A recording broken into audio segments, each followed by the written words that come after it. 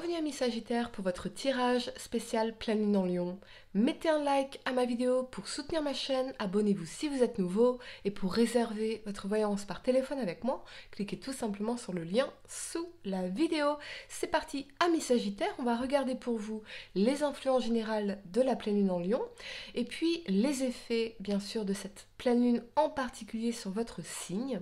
En seconde partie, nous ferons votre tirage pour voir ce qui s'arrête, ce qui continue et ce qui commence pour vous durant cette période, du moment où vous regardez ce tirage jusqu'à peu près mi-février. Allez, amis Sagittaires, eh bien, la pleine lune en Lion du 25 janvier 2024 pourrait susciter des énergies créatives et passionnées. Elle peut également mettre en lumière le besoin d'expression personnelle et d'authenticité. C'est une période propice pour mettre en avant ses talents et être fier de ses réalisations. Cependant, il est essentiel de rester conscient de l'équilibre entre l'individualité et les relations avec les autres, car le lion peut parfois être associé à une certaine dominance. C'est une période pour trouver l'équilibre entre vos propres besoins et ceux des autres pour améliorer vos relations en général. Une réponse venant du cœur et non de l'ego, et on le voit bien ici, ne laissez pas votre fierté vous barrer la route ou être un obstacle finalement à ce que vous souhaitez accomplir ici ou dans vos relations. Plus globalement, on va regarder les effets effectivement de cette pleine lune sur votre signe ami Sagittaire. Votre côté créatif et aventureux pourrait être stimulé. Vous pourriez ressentir une augmentation de votre passion pour la découverte et l'expression de soi. Cependant, il est important pour vous de maintenir un équilibre entre l'enthousiasme individuel et la sensibilité envers les autres afin de préserver des relations harmonieuses pendant cette période intense, amis Sagittaire. Allez, c'est parti pour votre tirage. On va regarder pour vous, Sagittaire, signe solaire, lunaire ascendant, ce qui s'arrête, ce qui continue et ce qui commence. Donc, de maintenant jusqu'à peu près mi-février pour vous, amis Sagittaire, signe solaire, lunaire ascendant. Qu'est-ce que je peux voir pour vous? Quel message dois-je vous transmettre en particulier? Sagittaire, signe solaire, lunaire ascendant. Allez, c'est parti. On y va pour votre tirage. Ce qui s'arrête pour vous, vous avez la reine de coupe et l'amoureux. D'accord.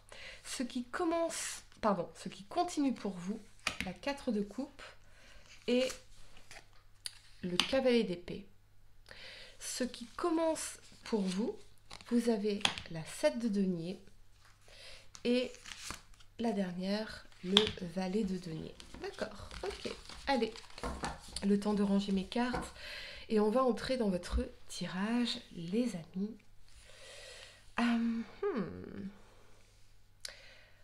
Ok. Alors, ce qui s'arrête pour vous, on a la reine de coupe et l'amoureux.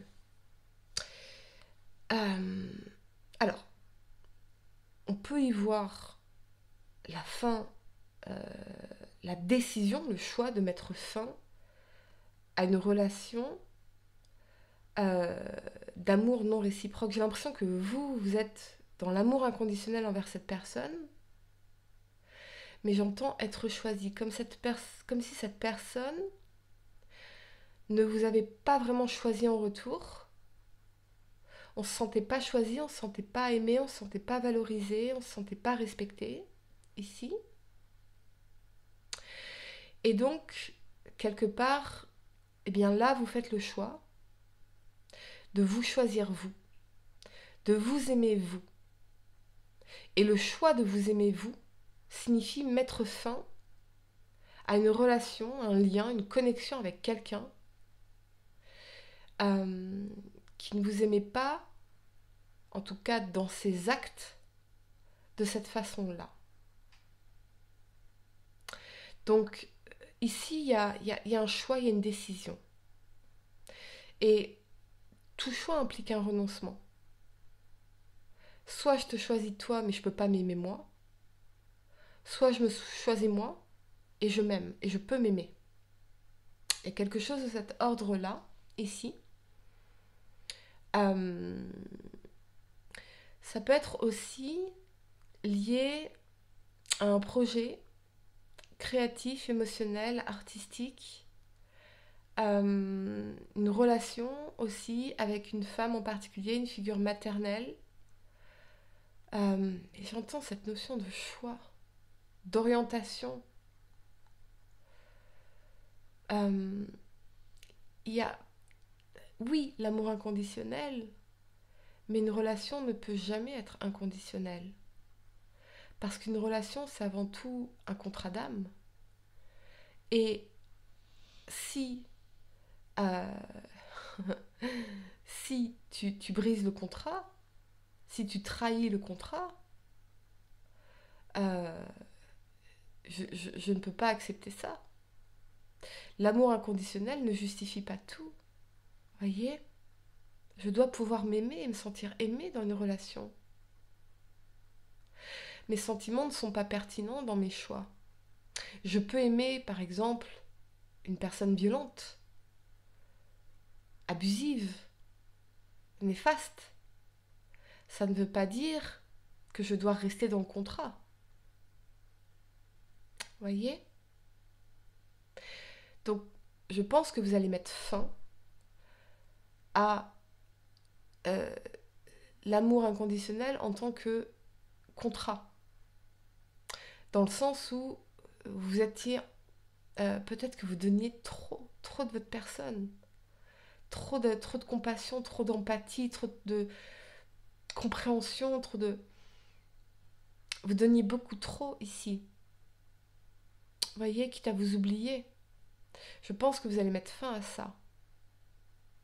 Je pense que vous allez vraiment mettre fin à ça. Pour revenir à vous, pouvoir vous nourrir, pouvoir vous remplir, pouvoir vous aimer.